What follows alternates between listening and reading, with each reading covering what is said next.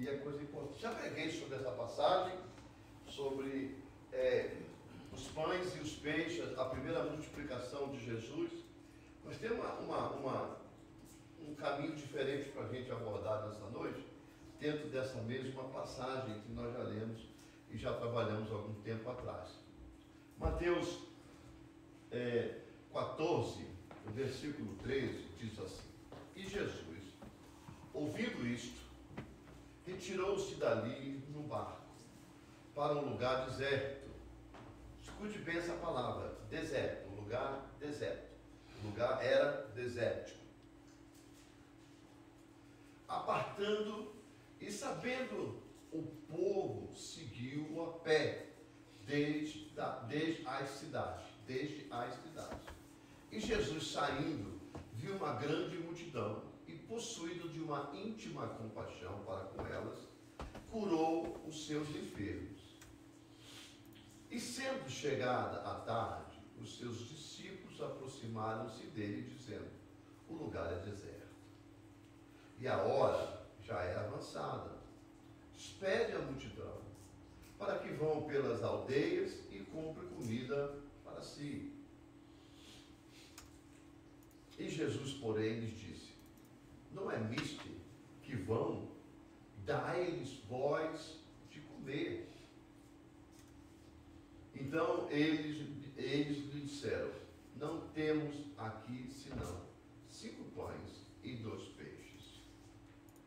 E ele disse: trazei-os aqui. E tendo mandado que a multidão se assentasse sobre e algumas traduções são a grama. Guarde essa palavra deserto e guarde essa palavra erva ou grama, tá? E tomou os 5 pães e os 2 peixes, e erguendo os olhos aos céus, os abençoou e, partindo os pães, deu-os aos discípulos, e os discípulos à multidão. E comeram todos, saciaram-se, e levantaram 2 pedaços que sobejaram 12 alcovas cheias. E os que comeram foram quase 5.000 homens, além das mulheres e crianças. Então, se foram quase 5.000 homens, pelo menos foram quase 5.000 mulheres. Nessa época, às vezes eles tinham 2 mulheres ou 3 mulheres. Lembra que esse povo estava vindo de uma lei mosaica que permitia, depois no Novo Testamento, que Jesus abane tudo isso. Então vamos dizer, se todos fossem, se a metade de 5.000, 2.500 homens, fosse mais ou menos casados, eles teriam em média ali quase 10.000 mulheres, né? Por aí, 7.000 e alguma coisa de mulheres, ou 10.000 mulheres. Só que eles não fazem filhos, filhos. Eles são igual os nordestinos e os mineiros, fazem de 15 para cima. Os mineiros não. Está amarrado, gente. Está amarrado. Os nordestinos têm muito filho, né? Principalmente o interiorano, não da cidade grande. Mas o interiorano, ele tem a família grande. Então, se cada um colocar aí um filho para cada um, sendo quase 5.000 homens, e se 2.500 homens foram casados, pelo menos mais 2.500 crianças tinham, se tivesse um filho. Então você põe mais ou menos 5, mais ou menos 7 ou 8.000, aí você já vai para 13, e aí mais crianças, você vai, vamos botar aí 20.000 para arredondar, para poder ficar mais número exato. 20.000 pessoas, no grosso olhos, porque não é específico, né? Também nem todos são casados. Mas quando a Bíblia diz que são quase 5.000 homens, são homens acima da idade adulta, ou seja, homens adultos. Poderiam ser casados, a maioria era casada. Então você vê essa multidão que dá. Mas o interessante é quando você vai lá para o versículo 13, eu não quero falar da multiplicação, mas eu quero falar da fé em si. Tá? A fé em si. Lá no versículo 13, Jesus, ouvindo isso, retirou-se dali. Ouvindo isso que, se você, essa parte dos 5 pães e 2 peixinhos, ela está nos 4 evangelhos. Cada evangelho tem a sua particularidade. Mateus fala disso, tá? Mas quando você vai para Marcos Marcos ele era mais especialista do que o próprio Lucas. Lucas não escreveu junto com eles. Lucas não andou com Jesus. Lucas é bem depois de Jesus. Lucas era um descobridor de história, vamos dizer assim. Lucas andou por onde Jesus passou e começou a escrever, através do relato das pessoas, a biografia de Jesus, vamos dizer assim, a história de Jesus. Então Lucas era uma coisa à parte. Mas Marcos não, Marcos andou, mas Marcos era específico, ele era humano, era específico, dele contar algumas particularidades. E ele diz que depois de ouvir isso, Jesus ouvi isso que? Da morte de João Batista. Jesus, ele era primo, né? A Maria e Marta, Maria e Isabel eram primas, tá? Eram primas. Isabel, mãe de João, Maria, mãe de Jesus, eram primas. Então os filhos, vamos dizer que João devia ter aí uns 5 ou 6 meses mais velho, 5 ou 6 meses mais velho do que Jesus, ou um ano mais velho do que Jesus, mas era quase parecido, mas ficaram distantes algum tempo. Isabel de um lado, Maria do outro. Mas João Batista cresceu e ele foi o quê? Ele foi aquele que ele era o anunciador de Jesus. Tá? Lembra que é esse que vem gritando no deserto, falando com as pessoas, batizando, enfim, ele era o precursor, é o que abriu portas para a vinda de Jesus como o Salvador. Aí João é pego e morto, aquela história toda que a gente não vai entrar para não ficar muito louco, porque no nosso horário o relógio continua marcando. Aí ele morre e a notícia chega a Jesus. E aí? Aí Jesus conhece essa notícia. Aí Jesus entrou numa tristeza, um dia talvez não bom, porque a notícia abateu forte nele. E abateu um pouco a Jesus. Aí em algum desses versículos, desses evangelhos, você vai ver, aí está só dizendo que Jesus, ouvindo isso, retirou-se, o outro de Jesus abateu-se e entrou no barco e foi para o outro lado. Já não queria mais ficar naquela multidão ali, porque não tinha mais paciência, entristeceu-se, né? E isso são os fios que ficam pendurados por aí, vai encostando. E o que acontece? O que acontece é que Jesus estava naqueles dias que não eram muito favoráveis para ele, muito favorável para ele. Entrou no barco e foi para um outro lado. E aí ele disse para os seus discípulos, alguns dizem que Jesus, acho que Mateus disse, não é Mateus mais, João disse que ele entrou no barco com os seus discípulos, ali disse que Jesus entrou no barco e foi para o outro lado. Enfim, todos foram, vamos para o outro lugar deserto. Quando eu fui olhar esse lugar para onde Jesus foi, ele foi para o mar de Betsaida, o mar de Cesareia. É uma lagoa muito grande, você pode procurar no Google, é fácil você achar no Google, e você vai ver que tem um lugar onde Jesus fez a primeira multiplicação. É isso que eu mandei você guardar sobre deserto, mandei você guardar relva ou grama, depende da sua versão. Jesus passa para o outro lado e a multidão, sabendo disso, persegue, porque a multidão só queria o milagre de Jesus. Você vê que ele chegou do outro lado, o que ele fez? Ele pregou a palavra do Senhor. A Bíblia não diz, mas ele fez milagre. Ele fez milagre. O povo quer milagre. E até hoje o povo quer milagre. Mas o povo não quer submeter, ouvir a palavra que gera o milagre. Só quer o milagre, é interesse. Tudo isso é interesse. A gente sabe disso. Lógico, eu não estou dizendo todo, mas tem aqueles que ainda se dobram o joelho para ouvir com gratidão a palavra do Senhor, porque eles sabem que é através da palavra que surge. O que eu quero, a primeira lição que eu tiro desse ouvindo isso e retirou-se para o outro lado, mesmo nos dias difíceis, num dia difícil de Jesus, que não foi somente esse, teve outros, Jesus não deixou de buscar a palavra de Deus, não deixou de fazer o propósito de Deus.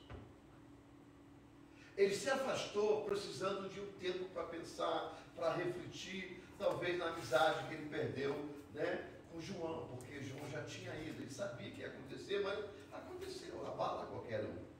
Mesmo nesse dia, quando a multidão passou para o outro lado, seguindo a Jesus, ele não estava de uma situação com a cabeça boa. Mas mesmo assim, ele olhou para aquelas pessoas com empatia. ele olhou e viu que as pessoas precisavam de ouvir algo, sentir algo, receber algo. E ele não abriu mão do propósito, porque ele tinha fé em tudo aquilo que Deus tinha preparado para ele. Irmãos, não é muito fácil, eu vou dizer para você que não é fácil, aos olhos humanos, uma pessoa que tem um chamado de Deus, como Jesus teve, e ele sabendo que o final, é por isso que quando Jesus chama a gente, ele não conta o que a gente vai passar. É por isso que quando uma pessoa é levantada a pastor, ele não conta que vai passar, porque às vezes ele tem que lutar contra amigos, parentes, ele tem que lutar contra irmãos na fé, para poder cumprir a chamada de Deus. Por quê? Porque são esse povo que está na nossa volta. Sabe, o Senhor não vai te chamar para um propósito, sabendo que as pessoas da rua vão te machucar. Nós não temos esse problema com pessoas de fora. O problema que nós temos com as pessoas de fora é que a gente quer alcançá-la para Jesus e elas não querem.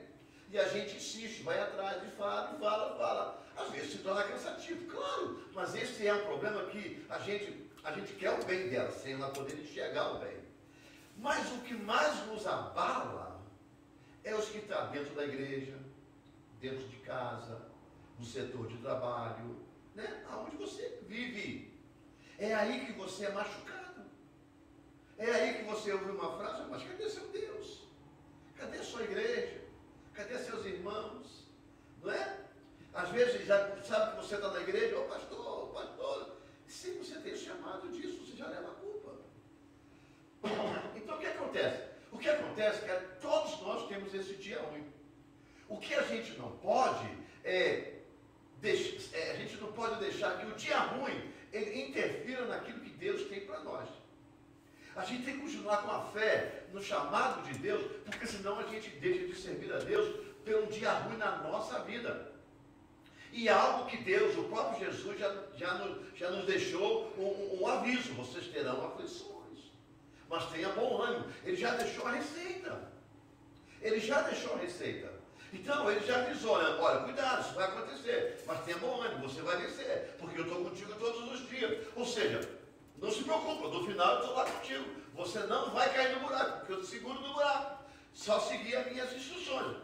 Isso, Jesus fez isso, passou por isso e venceu isso. O que a gente não pode deixar, o que a gente tem que atentar com a nossa fé, fortalecer a nossa fé, porque a gente tem que ver qual é a importância que o problema vai dar na nossa vida.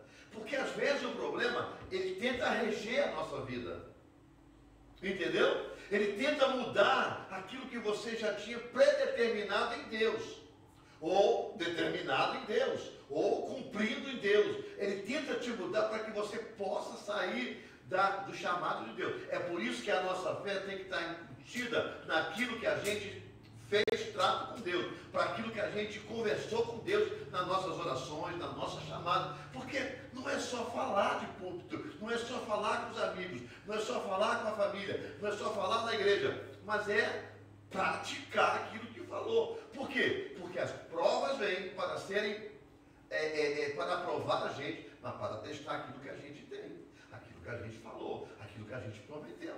Então, quando Jesus veio para trazer refrigério às almas, né? Quando ele veio para anunciar, porque o ministério de Jesus veio para anunciar o reino de Deus.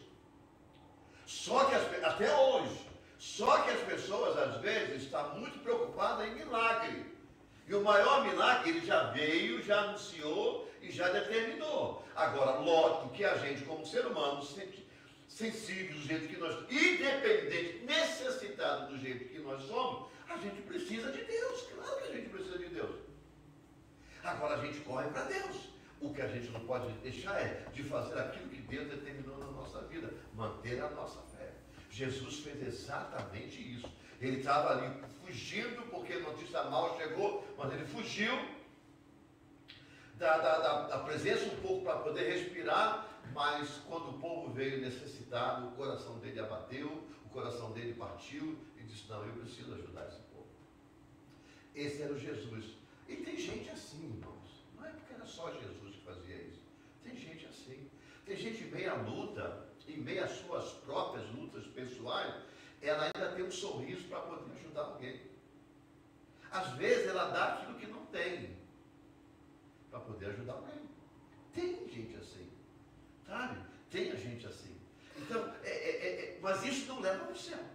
O que leva para o céu é Jesus. Eu estava conversando com o Kelly, a namorada da Camila. Ele estava me perguntando uma série de coisas sobre Bíblia, sobre o reino de Deus. Ele falou assim, eu tinha tentado ajudar o máximo de pessoas possível, porque a minha índole eu gosto de ajudar as pessoas. Eu digo, tudo bem, continue fazendo, mas isso não te leva para o céu. O que te leva para o céu é Jesus. Agora, nós temos que fazer o bem, porque essa é a natureza de Deus em nós. Essa é a natureza de Deus. Tem pessoas que fazem o mal, eles fogem da natureza de Deus. Porque o homem foi criado para fazer bem. Um ao outro, ajudar um ao outro. Esse é o DNA de Deus. A gente foge do DNA de Deus. Agora, voltando para o texto dessa noite, ele sai para um outro mar, para um outro canto, e a multidão aperta. Ou a multidão aperta de novo, precisando de necessidade. Aí, esse povo estava ali, parece que eles estavam ali o dia inteiro, ou um bom tempo, né? Um bom tempo. Eu fico imaginando, se a gente começasse o culto no domingo, não vou dizer na quarta, 10 horas da manhã, se a gente só terminasse 6 horas da tarde. Na semana seguinte, essa igreja está de porta fechada. Ou então só eu pregando.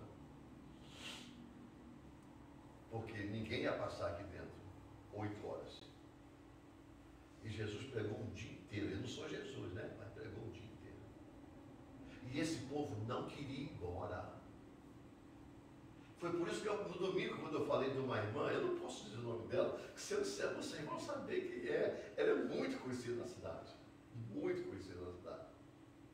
Que ela chegava já de Macharé. Lembra que eu cheguei? Que ela chegava às 11h40, 11h30, 11h40 e pouco. O culto acabava meio-dia. Ela já chegava. Eu sei disso, porque os diáconos chegaram para mim um dia e se aborreceram com ela. Eles chegaram para mim, pastor, eu já não aguento mais. Porque, não sei se ela lembra da outra igreja, não, acho que ela foi lá algumas vezes. Quando era no bar, aqui atrás, que a gente pegou um bar, os diáconos ficavam na igreja, na parede, lá embaixo. Lá tinha uma fileira lá embaixo de cadeira, perto eram 200 e poucas cadeiras e cheias, tá? Da outra igreja. E os diáconos sentavam na última, mas chegando as pessoas, eles davam lugar e ficavam em pé. Então ele já deixava a última cadeira dela lá na porta vazia, porque ele já sabia que daqui a pouco vem a trazida atrasada. E ela vinha, sentava ali, quanto tempo tem? Quanto tempo falta para acabar o culto? Juro, irmão. E perguntava todo domingo, até que um dia que todo mundo começou a dar uma chinelada nela, não amando de mim, porque eles não aguentavam, não, irmão, não vai vergonha na cara. Aí ela veio falar comigo, aí eu digo, irmã, para de perguntar, pelo menos você já está atrasada. Não pergunta mais, que eles não vão ser duros com você. Você chega e pergunta a mesma coisa, você já sabe a hora que é. Tem um relógio atrás de você. Até que ela foi mudando. E hoje em dia, eu acredito, foi o que eu falei, ela está bem, pelo menos eu vejo ela bem aí. Eu não sei se ela continua chegando atrasada aos cultos, porque ela não frequenta a nossa igreja mais. Mas ela é muito conhecida, muito, mas eu não posso falar. Primeiro que está na internet, não é do nosso meio. Não é do nosso meio. Tá? Isso aí tem uns 10, 15 anos atrás. Mas é desse jeito. Você está entendendo? Então tem coisas que a gente fica tentando meditar. No que as pessoas ficam meditando na cabeça dela, e eu não consigo entender muito. Sabe? Aí o que acontece? Esse povo que estava com Jesus, eles tiveram um problema, porque o povo ficava até escurecer. E eles se preocuparam com como é que esse povo ia comer. Esse povo, provavelmente, eles levavam comida. Sabe? Eles levavam comida. Para ficar o dia inteiro, levavam comida.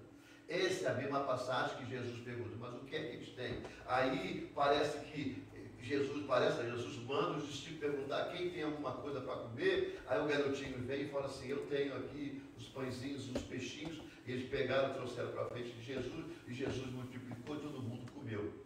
Eu fico imaginando o que Jesus quis dizer para eles. Passa para mim, minha filha, em diante. Acho que é o segundo ou terceiro, o 13 ou 14. pode passar. Aí Jesus fala para ele, chega um momento que Jesus fala assim para ele, pode passar, fala assim para eles, qual é o problema? Mas não tem, eu tenho que despedir esse povo, eles não, bem mesmo, eles não têm o que comer. Aí Jesus diz, vai vocês e dá o que comer para eles.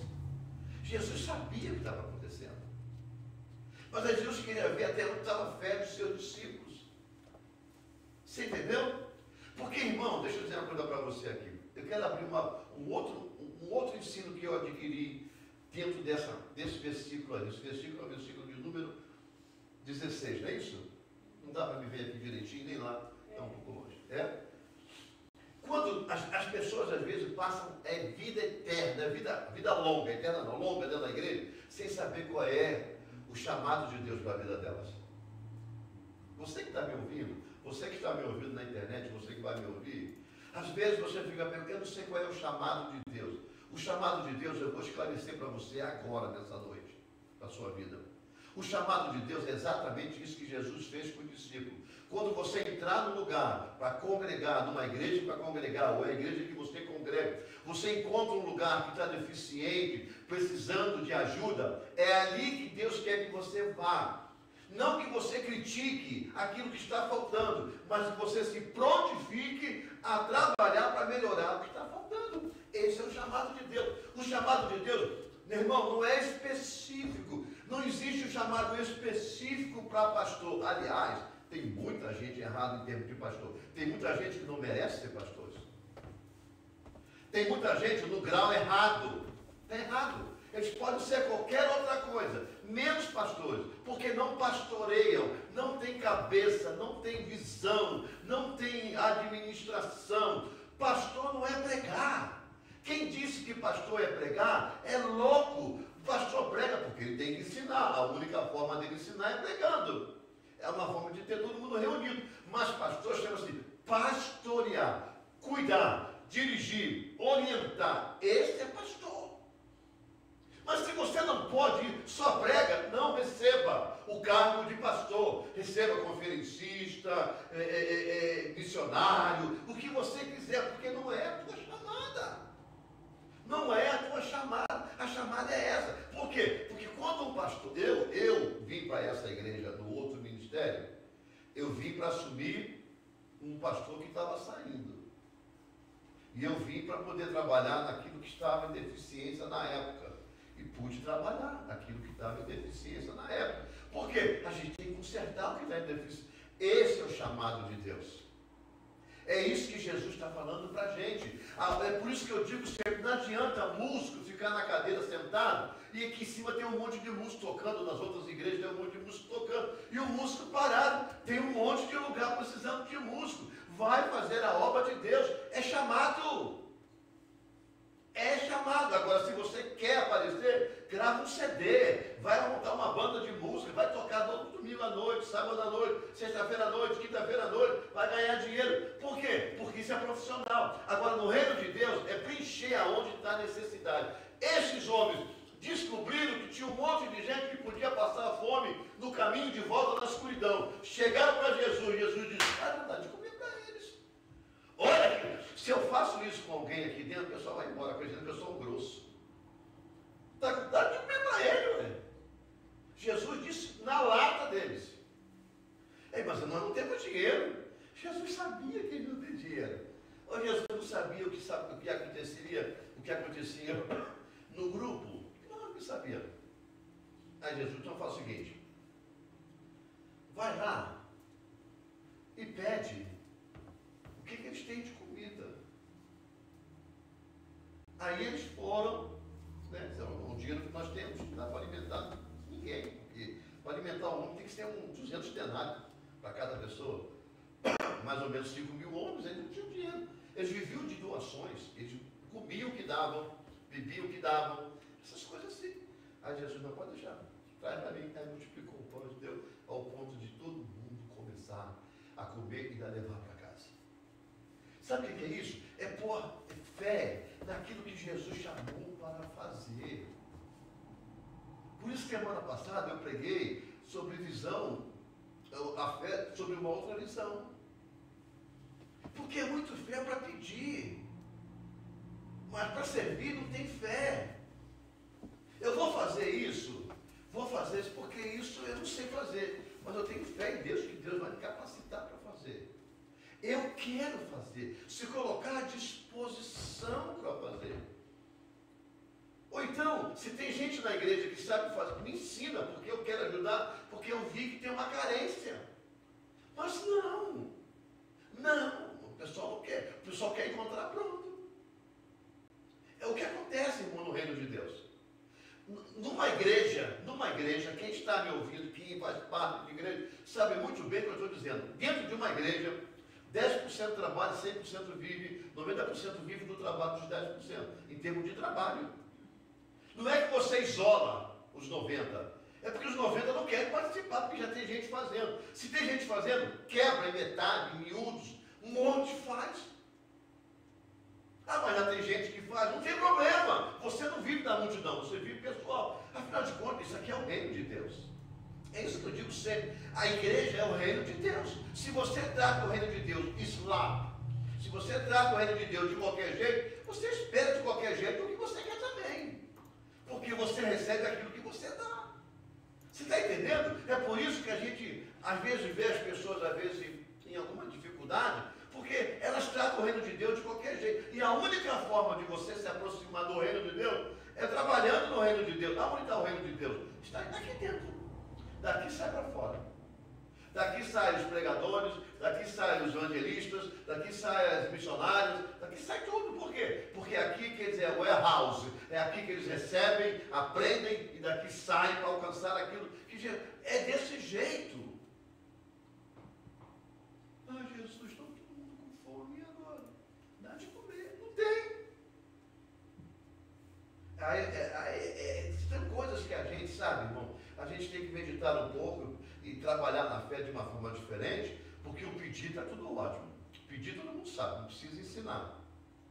Agora, aplicar a mesma fé do pedir no agir, no trabalhar, eu acho que é muito mais importante, porque a Bíblia diz que digno é o obreiro do seu trabalho.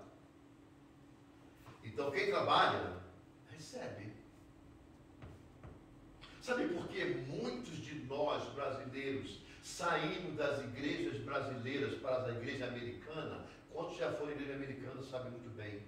Eles chegam lá, eles encontram os diáconos na porta, a igreja aberta, eles chegam, direcionam, põem um tradutor, se tiver, se não tiver, senta no banco, o louvor está lindo lá na frente, está maravilhoso, acabou, ele, ó, toma rumo para casa. Não participam de nada, porque primeiro que não tem, segundo que não tem espaço. Então ali eles ficam embutidos numa parede, numa cadeira, sem saber quem ele é, o que ele faz. E eu fiz o meu schedule com Deus, eu fiz a minha devoção, fui para a igreja. Isso não é ser igreja, isso é ir à igreja. Ser na igreja é diferente, é participar, ajudar a crescer, fazer parte do movimento de Deus, ver aquilo que você está plantando, você está colhendo dentro do terreno que você está vivendo. É o mesmo que você comprar uma terra ruim, trabalhar nela todinha e começar a plantar com calma. Daqui a 6 meses começa a primeira semente subir, aí daqui a pouco já está árvores, plantações e tudo, você colhendo. Aí você senta um dia na varanda e fala assim: olha que coisa bonita, custou, mas valeu a pena, é gratificante. Esse é o reino de Deus, não existe outra coisa, tá? Aí eles vão para lá, sentam lá, depois vão embora para casa. Aí estou na igreja americana, fazendo o quê? Nada, ouvindo o que não entende, fazendo o que não sabe e vivendo do que não vive. Só por isso. Porque se dominasse a língua, estava em situação muito melhor, aonde vive, aonde trabalha, e não está. Está fazendo as mesmas coisas que aquele que até que não faz língua, que não fala a língua, faz. É isso que eu digo para você. Se a gente colocar a nossa fé em movimento, aonde a gente está, olha, eu nunca vi uma pessoa que se dispõe a fazer para Deus e não for recompensada. Nunca vi. Nunca vi, sabe? Então é por isso que às vezes a gente tem que aprender isso e saber que Deus providencia as coisas melhor para nós. Deus não deixa a gente pisar em pedra. Se você for no Google e procurar lá áreas em volta no mar de Cesareia, você vai ver aonde foi que Jesus fez a multiplicação. Lembra que eu falei para vocês? Ei, guarda aí, deserto, guarda aí, relva. Aonde foi que Jesus mandou de sentar? Aonde que era o lugar? Se era deserto, como é que tinha relva para sentar? Jesus disse assim, ó, pega grupos de 50 e grupos de 100, mande que ele se assente na relva. Então, no deserto, é só você procurar lá, deve ser o fico que está encostado. Você pode, é só procurar a área que Jesus fez a multiplicação. Não tem grama.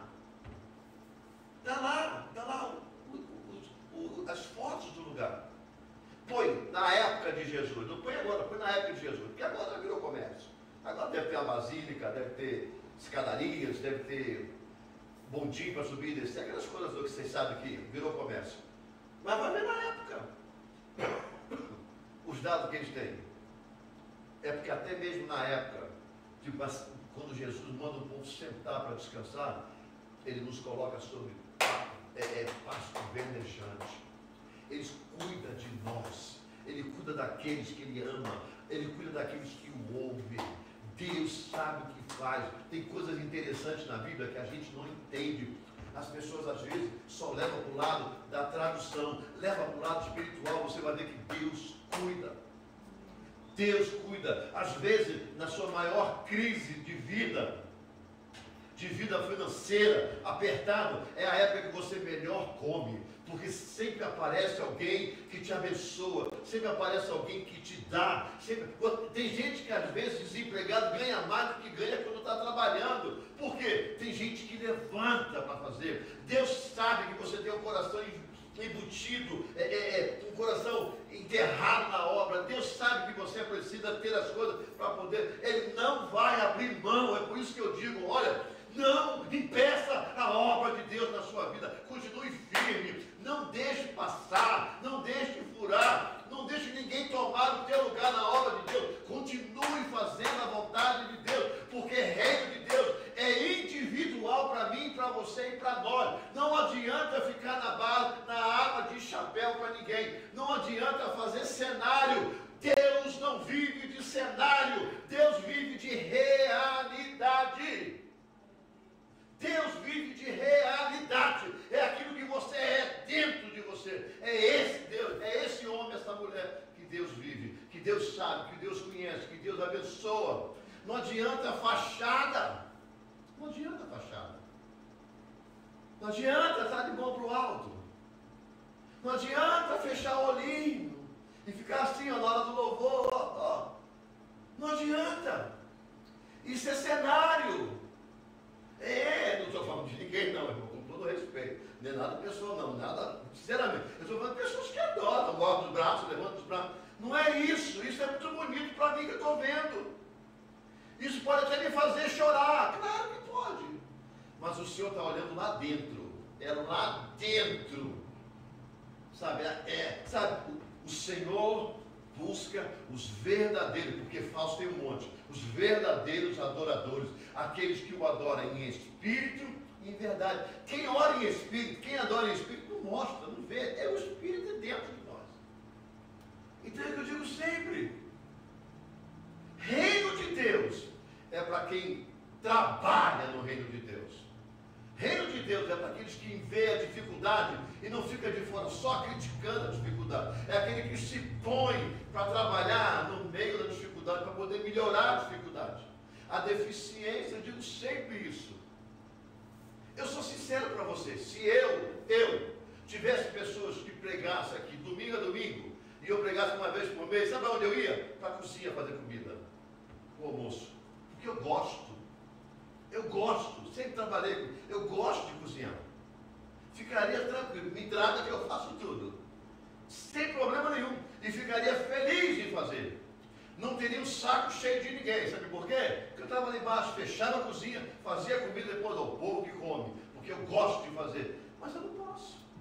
Eu me sinto bem fazendo, eu gosto de fazer, claro que eu gosto, mas não posso. A minha função não é essa, a minha função é aqui em cima.